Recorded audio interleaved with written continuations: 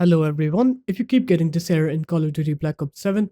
error code 0x887A0005, then you have come to the right place because in this video I'm going to show you how to fix that DirectX error on Call of Duty Black Ops 7 easily. First off, what you're going to do is you're going to open up your game's platform. So Steam for me, you're going to right click on your Call of Duty, you're going to go into properties, you're going to click onto launch options here, and here you're going to write either dash and then DX11, or you're going to write dash D3D11, and after that you're going to close this menu up, you're going to close Steam up, and then you're going to open Steam up again, and you're just going to right click on your Call of Duty Black Ops 7, go into properties, go into install files, and just click verify integrity of games files,